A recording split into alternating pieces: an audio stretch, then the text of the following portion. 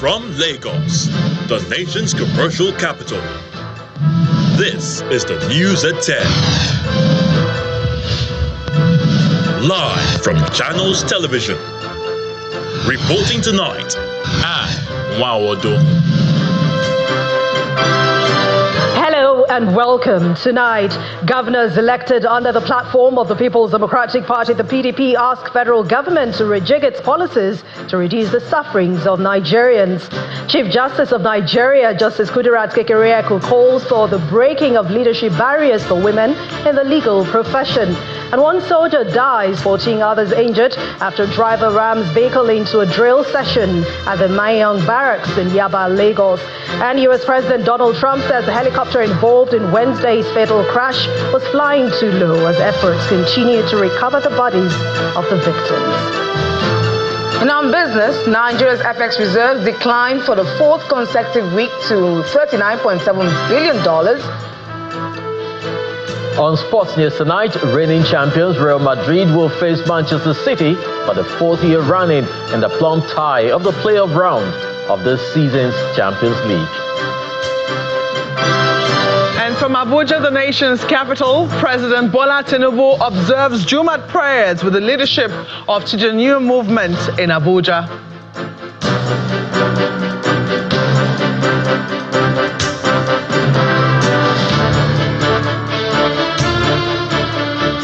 Governors elected under the platform of the People's Democratic Party, the PDP, are asking the federal government to revisit or rejig its macroeconomic policies to ameliorate the hardship being faced by Nigerians. The governors who gave the charge at the end of their meeting in Asaba, the Delta State capital, today, said no meaningful or impactful achievements can be achieved in the states until the harsh policies are addressed. The group also reaffirmed their support for the Court of Appeal judgment, which recognizes Mr. Ode Okoye as the National Secretary of the party. The meeting noted the macroeconomic policies of the federal government that have inflicted hardship and pain on the polity.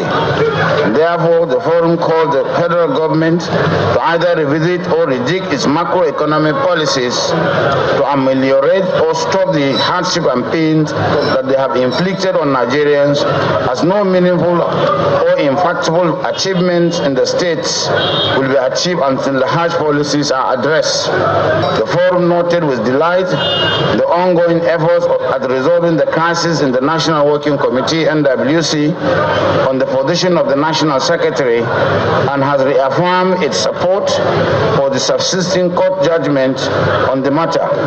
Consequently, the forum advised the NWC to set up the machinery for the effective implementation of the Federal High Court judgment, or Court of Appeals. The forum, having examined all the notices required by law to be given to validly convoke NEC, advised NWC to reschedule NEC to the 13th of March 2025. Meanwhile, the PDP governors say the party remains the only viable opposition in the country today, in spite of some internal conflicts within the party. We thank the efforts and contribution of our founding fathers.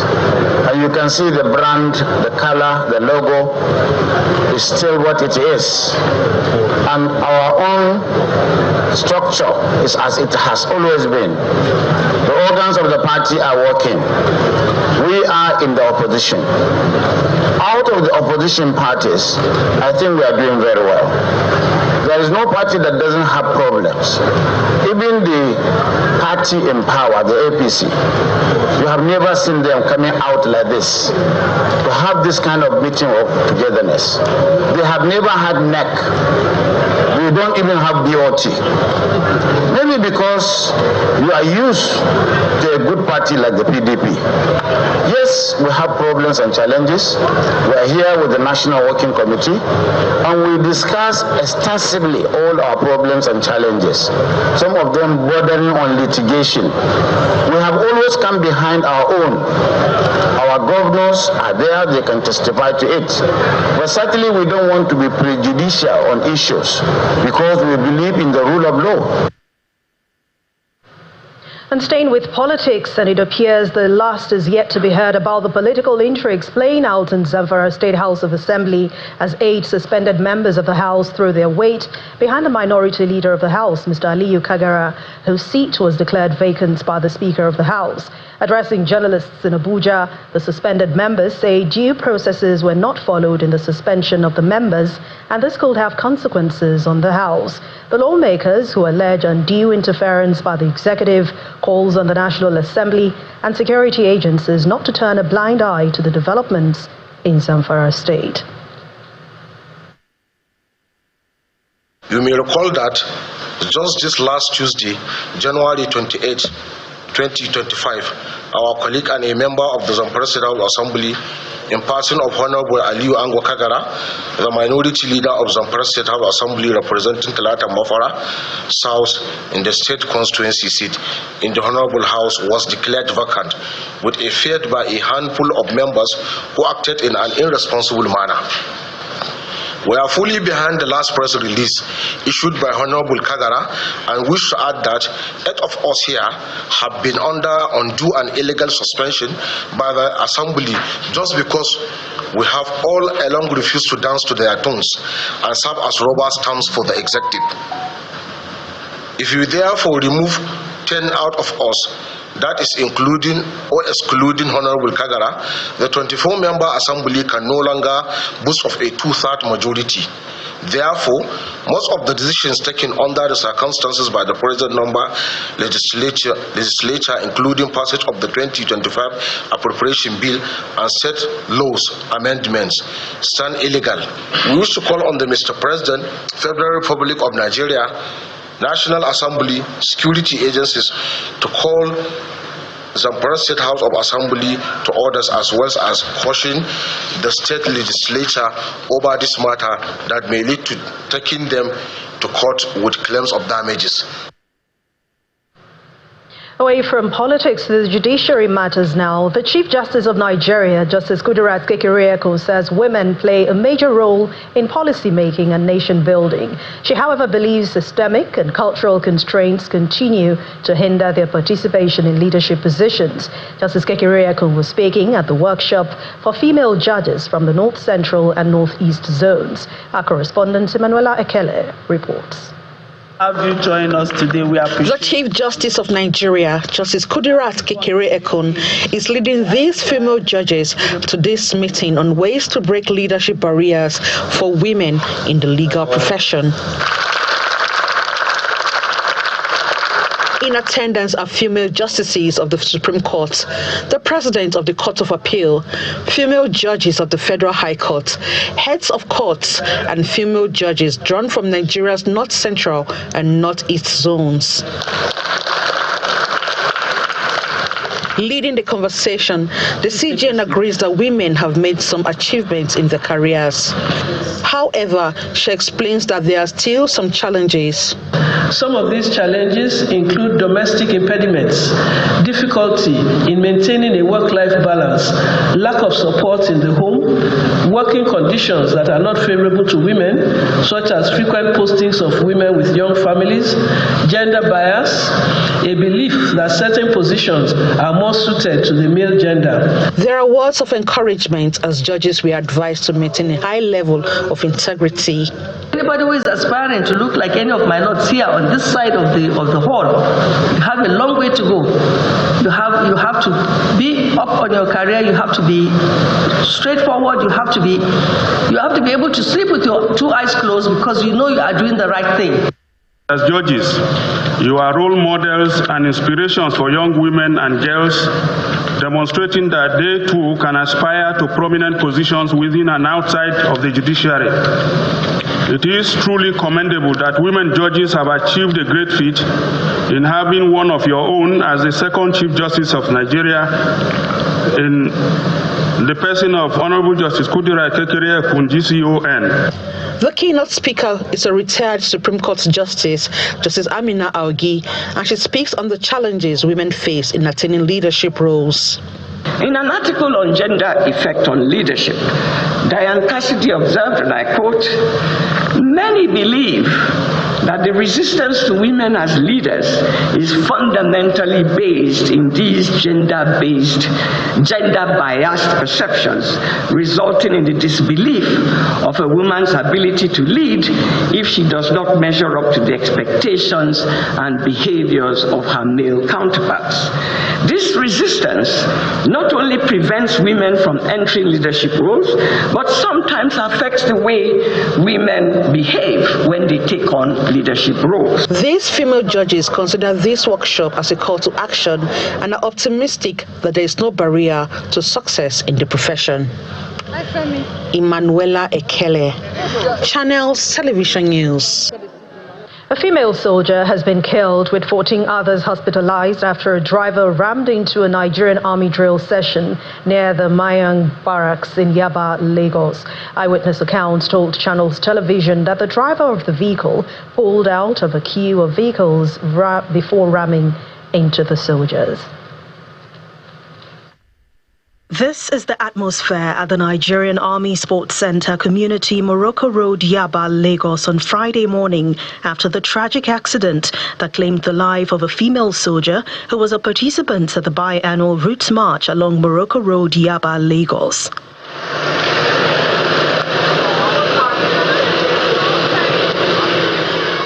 For hours, no one could speak with us on camera for fear of being attacked. Eyewitness accounts claim very early the Nigerian Army participating troop of the biannual Roots March, led by a Lieutenant Colonel, came out at the barracks in Yaba and all was orderly till a car left the queue and ran into the troops.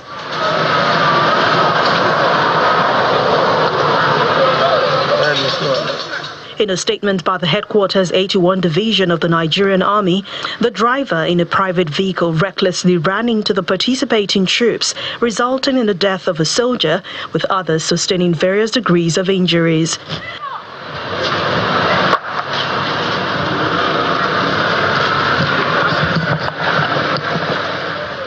While the body of the deceased has been deposited in the mortuary, the 14 injured soldiers are currently receiving medical care at the accident and emergency unit of the 68th Nigerian Army Reference Hospital, Yaba, Lagos. However, the 81 Division Military Police, in conjunction with other relevant security agencies, are conducting a thorough investigation into the circumstances that led to this incident. Meanwhile, the Nigerian Army says it is committed to fostering cohesion with the civilian populace to defeat the nation's adversaries. The commanding officer of the 20 Model Battalion, Gashaka, in Taraba State, Lieutenant Colonel Abidemi Ogidan, stated this during the 2024 West Africa social activities in the state.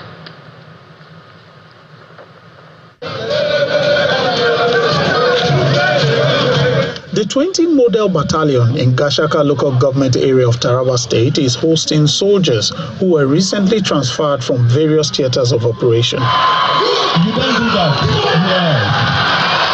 The event, which marks the end of the battalion's 2024 activities, features social events such as cultural dances, tug of war, as well as the display of various African dishes. It aims to provide some social relief for the officers and to interact with the civilian populace in the effort to tackle insecurity in the country. It is clear that the Chief of Army Staffs remain committed to upholding our cherished custom, ethics, and tradition as a veritable tool in fostering cohesion and esprit de corps towards defeating our adversaries.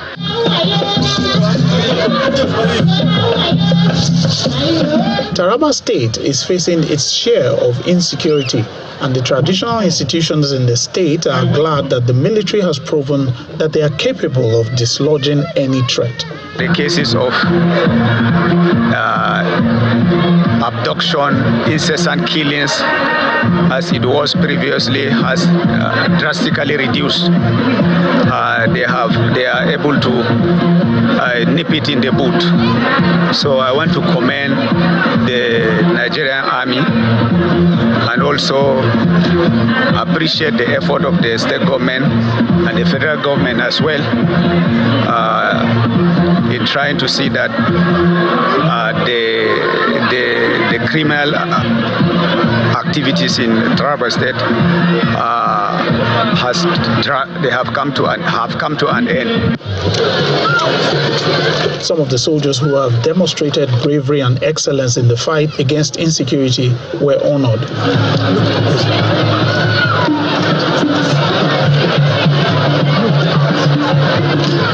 The military also recognized the contributions of locals in ensuring the safety of troops. In part two, after the break, Economic and Financial Crimes Commission, EFCC, arraigned 13 Chinese nationals out of 193 foreigners arrested over cybercrime. Please join us again.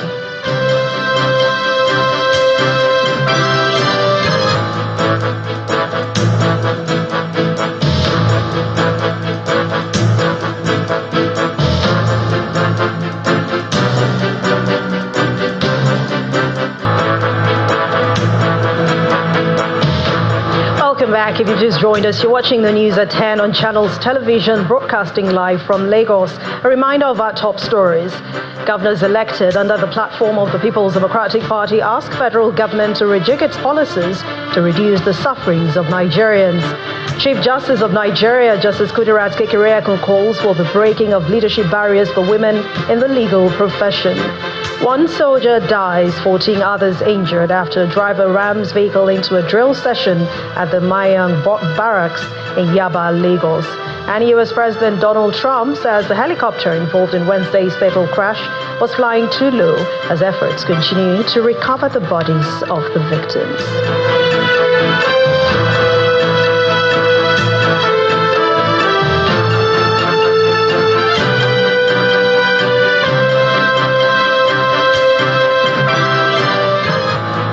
Almost 2 months after it announced the landmark arrest of 193 foreigners and 599 Nigerians in one fell swoop for offences bordering on cryptocurrency investments, fraud and romance scam, the Economic and Financial Crimes Commission, the EFCC, has begun the prosecution of some of those arrested.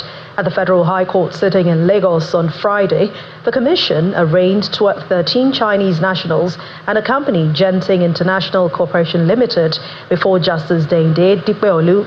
Channels Television gathered that another set of foreigners will be arraigned before other judges of the court on Monday next week. One of them, Wang Zhengming, rejected the EFCC appointed lawyer, requesting for time to hire his own legal representation. Justice Dipeolu has adjourned the case to February the 3rd, 7th, 14th and 21st for trial. The judge ordered the defendants to be remanded in the Nigeria Correctional Center pending the hearing of their bail applications. The Kano State Police Command has arrested the wife and several associates of the suspected Chadian terrorist Ahmed Adam Abba, who is wanted for the killing of 17 people in his home country. The arrests were made in Kano last week. Speaking to journalists in Kano on Friday, the Commissioner of Police, Salman Dogo, revealed that Abba, who remains at large, had plans to establish a terrorist base in the state. We continue the news at 10 now as we head over to Abuja Studios where Mawpe Yusuf is standing by. Hello, Mawpe. Hello, Anne. Well, we're starting right here in the Federal Capital Territory, where President Bola Tinubu today observed Jumat prayer at the State House and was joined by leaders of the Tijaniya movement worldwide and other dignitaries. After the Jumat prayer, the Grand Khalifa of the Tijaniya movement, Sheikh Mohammed Mahi Inyas, led a special prayer for President Tinubu and the peace and stability of the country. Addressing newsmen shortly after the prayer, they described their visit as part of their annual program in Nigeria. Sheikh Mahi described President Tinubu as a patriotic and compassionate leader who is always concerned about the well-being of all Nigerians and the progress of the nation.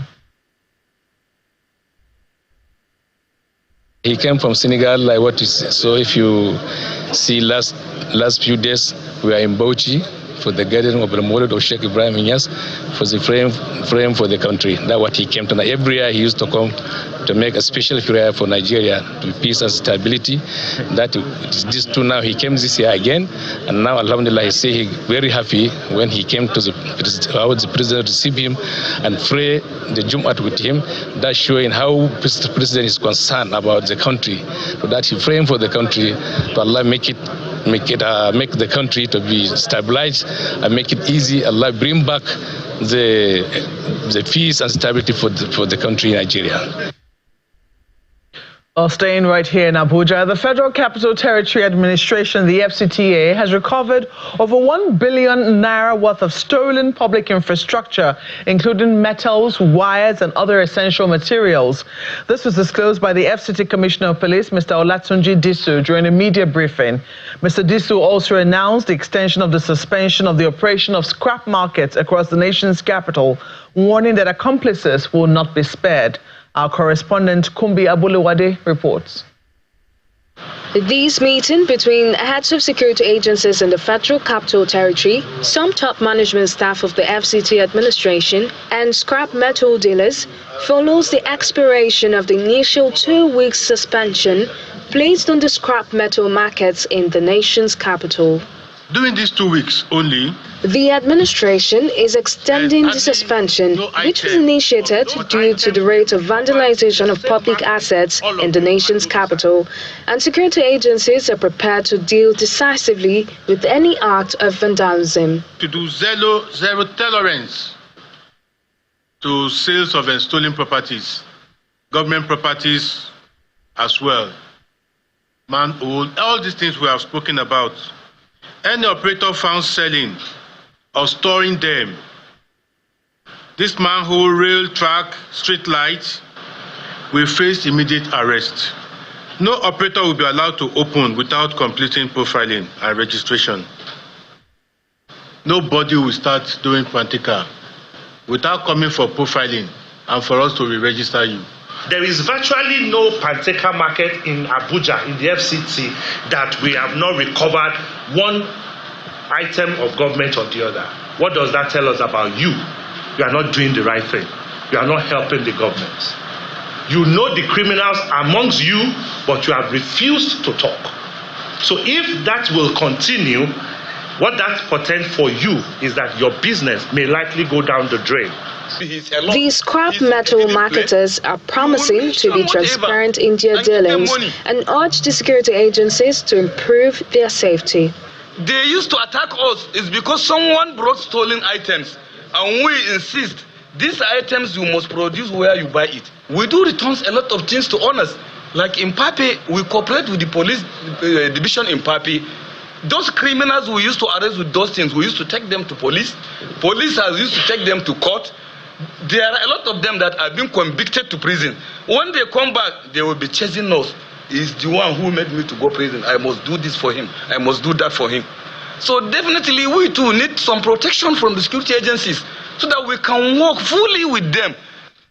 Earlier in the day, the FCT Commissioner of Police announced the recovery of over 1 billion naira worth of stolen public assets, including metals, wires, and other essential materials in the FCT. Estimated value of all recovered items, including all the metals and wires, are over 1 billion naira. The public is reminded that scavengers remain strictly banned within the Federal Capital Territory. He further stated that the recovery was made through the coordinated efforts of a joint task force, Operation Sweep. With the conclusion of this meeting here today, the ban on scrap metal markets as well as scavengers still remains intact. But beyond these, the heads of security agencies have advised business owners operating in these scrap metal markets to submit themselves for profiling before operations can resume. Kumbi Aboluwade, Channels Television News. In other news, survivors of last October's tanker explosion in Jigawa, which claimed over 200 lives, are asking Nigerians to learn from their own mistake and avoid scooping petrol from accident scenes. Some of the survivors who spoke to Channels Television regret their action and are warning that the risk of death or severe injury far outweighs any potential gain. Our correspondent Sadiq Ilyasu reports. In October last year, a tragic tanker explosion in Taura local government area claimed the lives of 209 people.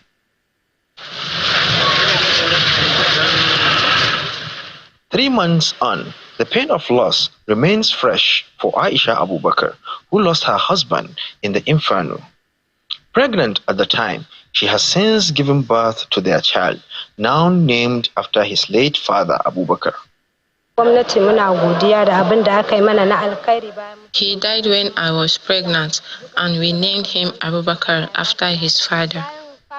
Among the survivors are Aminu Bala and Umar Abdusalam, who were scooping petrol when the explosion occurred.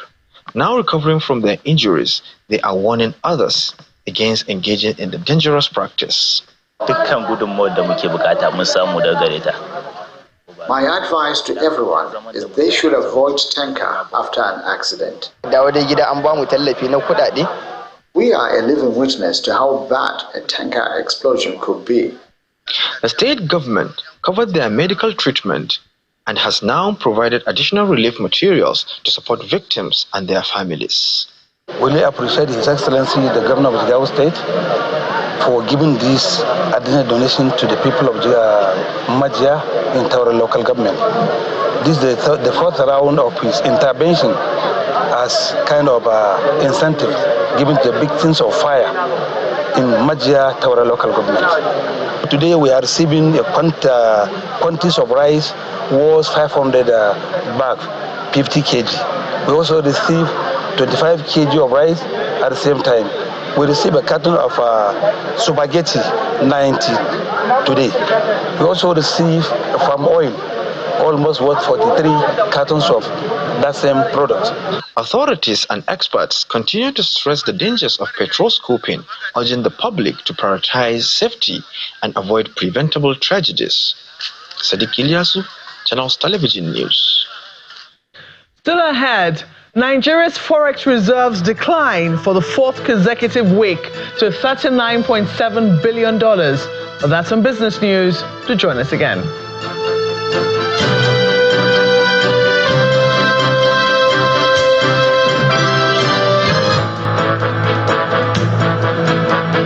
Welcome back. Let's move to the southeastern region of Nigeria now. In Anambra State, the government of Japan has handed over vehicles, flood detection and ICT equipment, among other items, to the government of the state in response to the impact of the 2022 flood disaster.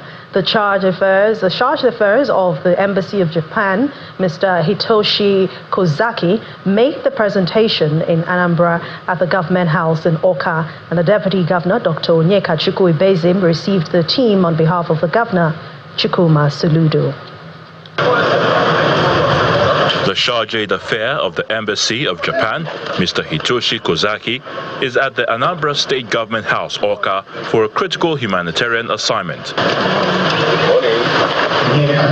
He is received by some top officials of the Anambra State Government, led by the Deputy Governor of the state, who is representing Governor Chukwuma Soludo.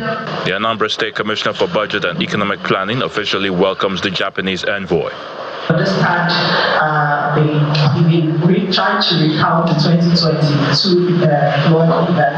I think then seeing this as part of the week of pushing or actually to prepare for anything as such, I think it's just to say that Anambra State and with the support of the embassy would be ready and prepared to take on and prevent or minimize any subsequent impact that's caused by this climate change which has come to stay.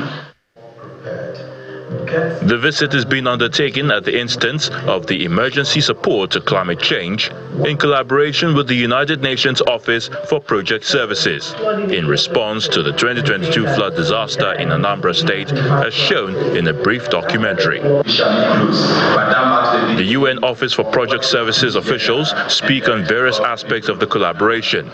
So for the project, we are procuring 10 vehicles, which we have 3 pickups, Toyota Hilux pickup, 4 SUVs, Land Cruiser Prados, and then 3 cargo trucks that is able to carry relief items to whichever location that needs assistance. In his remarks, The chargé d'affaires of the Embassy of Japan expresses his deepest sympathies with all those affected by the flood disaster. This project marks an important step forward in our joint effort to strengthen member states' capacity to respond to natural disasters exacerbated by climate change. In partnership with member states' emergency management agency and UNOPS. Responding on behalf of the state government, the Deputy Governor first expresses appreciation for the kind gesture. He then highlights the environmental challenges of the state. The climatic change is a global phenomenon and it's affecting everywhere. Okay? Just if it is not flooding, which has an interplay with the erosion that we're having in Anambra State, there are also some natural happenings like sports or fires, so that we have lots of it.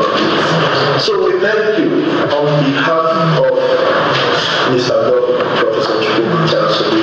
We want to thank you for your kind gestures, and then we hope this continues. The necessary project certificates are signed by the relevant parties. The assignment is completed with handing over of the keys of the 10 vehicles for onward passage to the state governor. Meanwhile, Governor Peter Mbah of Enugu State has assured prospective multinational corporations that his administration will work with them to ensure a bountiful return on investment for them. Governor Mbah, who was speaking at the forum in Abuja, listed abundant opportunities and incentives in various sectors that investors can take advantage of.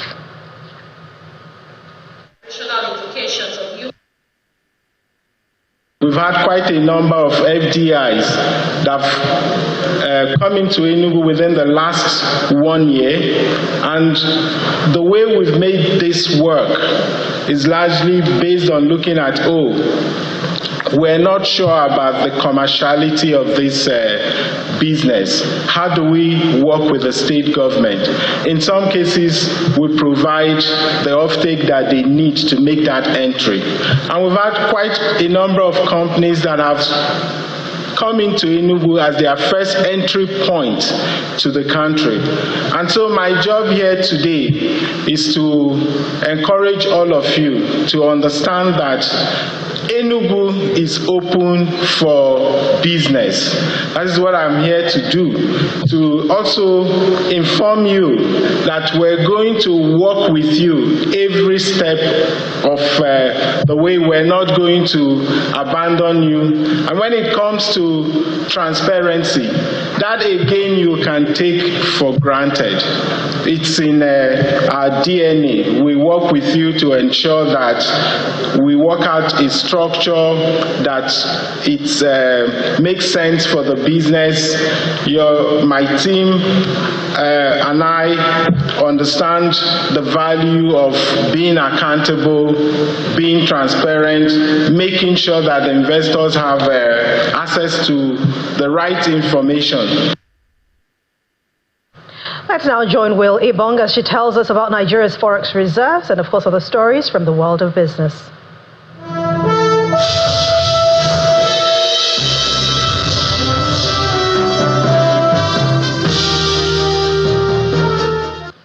Thank you, Anne. I'm afraid not so good news as Nigeria's FX reserves have sustained bearish momentum, dropping for the fourth consecutive week. According to latest CBN data, gross reserves fell by $218.05 million to $39.77 billion as of January the 29th. Despite this decline, analysts believe that renewed interest of foreign portfolio investors in the FX market, driven by improved market confidence, a more efficient FX framework, and strengthening macroeconomic conditions alongside CBN's sustained market intervention, is expected to support Naira stability in the short term. Meanwhile, Nigerians await the release of rebased gross domestic product, GDP, and consumer price index, CPI. Data by the National Bureau of Statistics, the Nigerian Economic Summit Group is expressing confidence that the new set of indices will be more accurate in capturing the state of the economy as well as measuring price movements. The head of research of the group, Dr. Joseph Ogebe, says their projection that the GDP will grow by 5.5% in 2025 will be adjusted after the release by the NBS. He was a guest on Business Morning show. The CPI, so the current CPI base year is 2019. 2009, that's far apart, so that doesn't give us a true representative of household consumption spending or our spending behavior, right? So now what the NBS is trying to do is to move the price reference period for 2009 forward to 2004. That gives us a more reflective price or more reflective perspective of our current consumption pattern. And I'm also optimistic on the CPI rebasing because it will also help moderate, the expectations on inflation. Currently, we see high inflation expectation also contributing to inflation. But with the rebased numbers, we are expecting a downward, a lower CPI compared to what we currently have. And with this will also serve as, give forward guidance to the monetary policy meetings in subsequent months. Speaking of guidance, let's move on to some company news now. FBN Holdings PLC has released its unaudited group financial statements for the year ended December 31, 2024, reporting a 142% year-on-year increase in profit before tax to 862 billion naira, while gross earnings surged by 113% to 3.33 trillion naira. The bank's loan portfolio expanded by 2.79 trillion naira, bringing total loans to 9.4 trillion naira, while customer deposits climbed 62% to 17.29 trillion naira. Total assets also saw a significant rise, reaching 26.54 trillion naira, up from 16.94 trillion in 2023.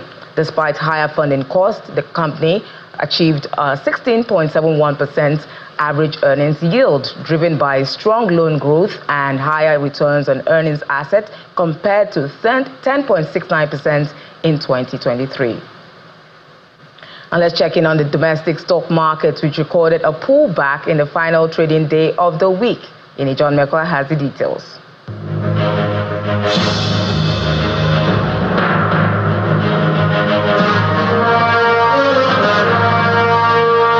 Good evening, everyone. Welcome to the Stock Market Report. Well, it's a red market at the close of Friday's trade at the NGX.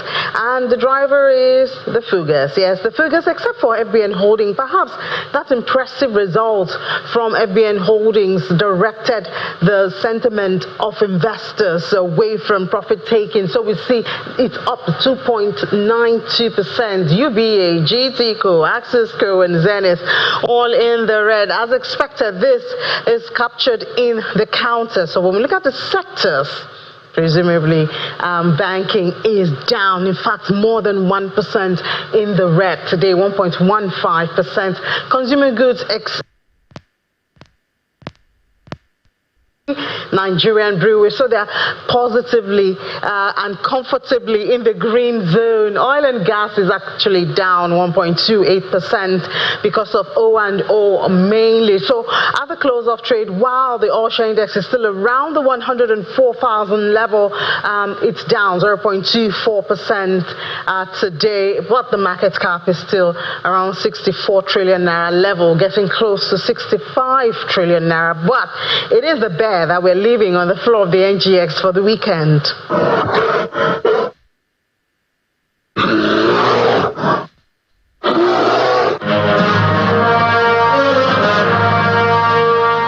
Thank you, Nee. I like your optimism about the market cap, but let's see if other major equities performed any better.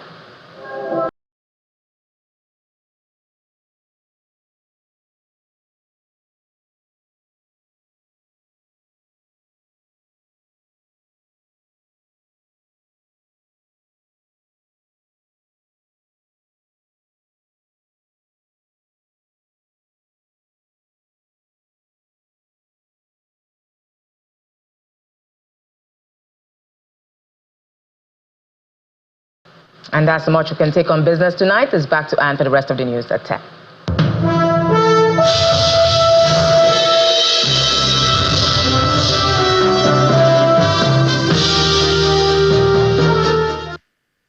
Thank you, Will. The Minister of Works, Mr. David Umahi, has assured the southeast region of the commitment of the administration of President Bola Tinubu to the transformation of road infrastructure in the region.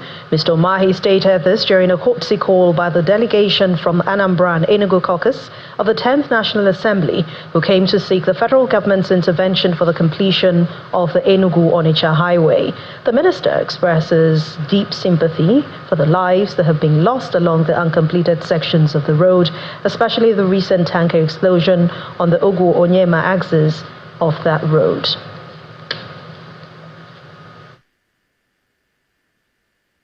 Mr. President inherited 2064 projects, totally about 13 trillion. And today, those projects will total over 20 trillion by reason of the floating of the naira and the removal of fuel subsidy. It's nobody's fault, but by his good heart and commitment to rewrite the story of this country, and like Trump will always say, make Nigeria great again, he directed for these projects to be moving together with the 4 legacy projects. And so funding is definitely will be a challenge. But what Mr. President directed is to prioritize some of our project and movements. And some of the projects you have mentioned, been prioritized and been given some funding. We want the National Assembly members and of course Southeast stakeholders to please stand up, commend the president at all times. This is not party something. And I can beat my chest and say that irrespective of party, knowing the other person will have the heart to do what Mr. President, is doing for Southeast people. An outsider shows the White House says the U.S. President Donald Trump will impose tariffs of 25% on Mexico, 25% on Canada, and 10% on China on Saturday, February the 1st. However, it is not certain the import taxes, if they will include any exemptions on products such as oil. Here is Simon Puse with other international news around the world in 5. Good evening and welcome to the channel's studios here in London with your international news around the world in 5. Efforts to recover the bodies of those who died in Wednesday's air crash near Washington, D.C. have resumed on the Potomac River. 67 people were killed when an American Airlines regional jet and U.S. Army Black Hawk helicopter collided near Washington's Reagan National Airport. Officials in Washington say they are going to attempt to salvage the wreckage of both aircraft. Investigators have recovered the flight data recorders known as black boxes from the wreckage of the passenger plane. A preliminary report into the crash will be issued in 30 days. My overarching question is, and it's hard to know, what was the helicopter pilot thinking? The American Airlines jet was on final approach on runway 33. They're in the landing configuration, which means they have all their lights on, including landing lights. It's a clear night. How can you not see the plane? The Palestinian armed group Hamas has released the names of 3 hostages. It says it will free on Saturday under the ceasefire deal with Israel. They are Israelis Ofer Calderon, Yardan Bibas, and American-Israeli Keith Siegel. Mr. Bibas is the father of Kafir, the youngest hostage, who was 10 months old when he was kidnapped by Hamas. His wife Shiri and their other son Ariel were also captured. The Israeli Prime Minister's office said Israel had received the list of hostages. Israel will release another batch of Palestinian prisoners in return. Mesdames et messieurs de la presse, la République démocratique du Congo traverse... Rwanda is illegally occupying the Democratic Republic of Congo and attempting to orchestrate regime change. That's according to the country's foreign minister. Therese Yayik Wamba-Wagner said the world had allowed Rwandan President Paul Kagame decades of impunity and failure to hold him accountable for violating international law. Her comments come after the Rwanda-backed M23 rebels captured the eastern Congolese city of Goma and threatened to continue their offensive to the capital Kinshasa, which is 2,600 kilometers away. Rwanda's government spokeswoman denied the accusation and said its troops were only deployed to prevent the conflict spilling over to its territory. And this, all this.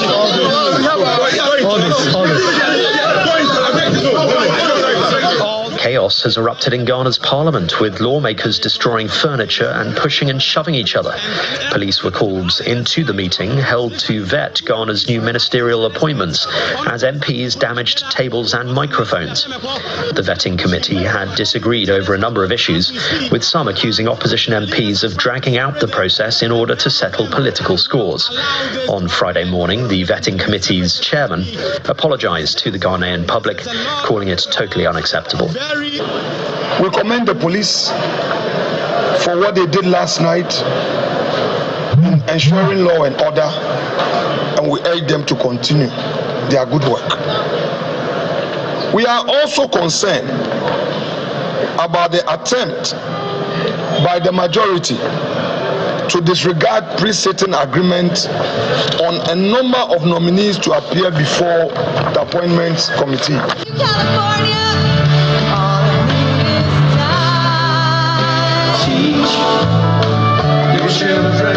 Stars including Billie Eilish, Pink, Katy Perry, Nirvana and Dr. Dre have all performed at a Fire Aid benefit concert in Los Angeles to help the area recover from two of the largest fires in its history.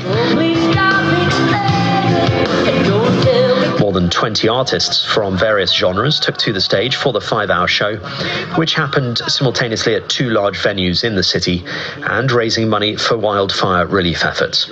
Actor Billy Crystal welcomed the crowds at the Kia Forum, wearing the clothes he had on when he escaped the Pacific Palisades fire earlier this month. And a Mongolian sumo wrestler has been promoted to the sport's highest rank in a ceremony on Friday. Hoshoryu became the 74th Yokozuna, or Grand Champion, after winning a major tournament last week. To become a Yokozuna, the wrestler must not only achieve great sporting success, but also display good conduct and be approved by a board of judges. And that's your international news around the world in 5. Now back to the channel's studios in Lagos.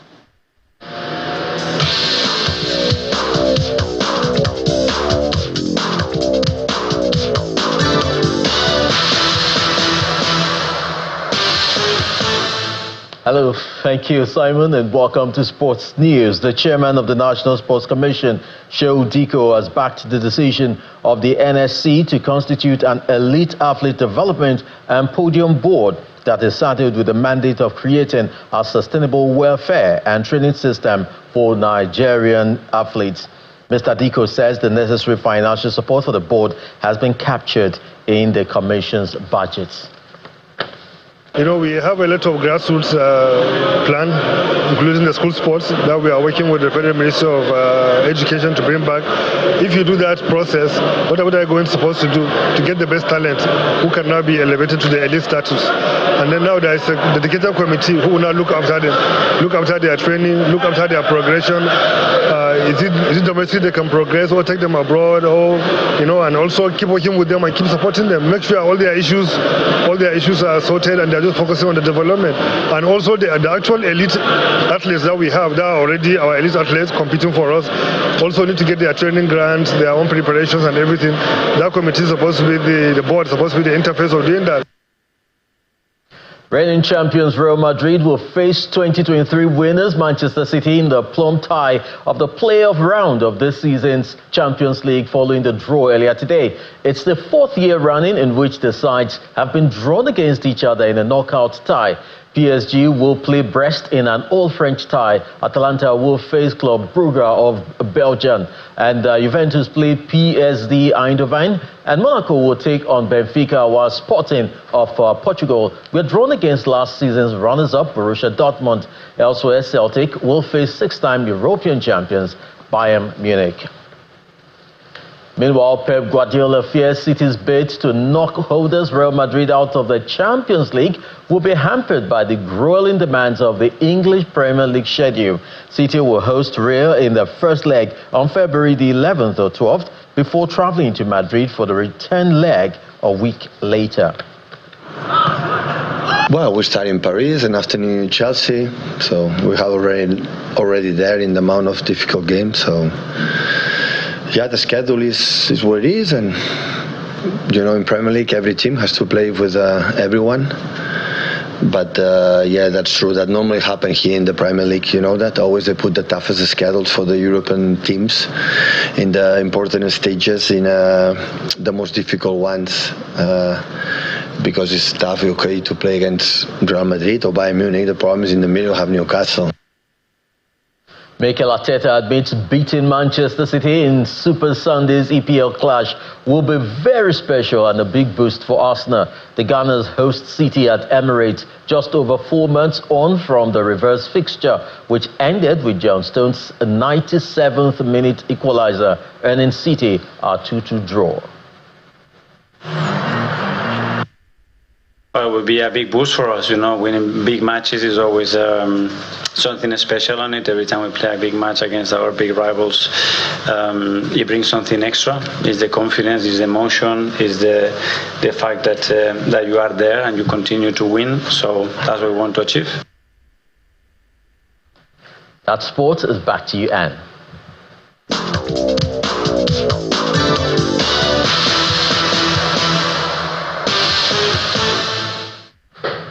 Thank you, Chris. And the main news again.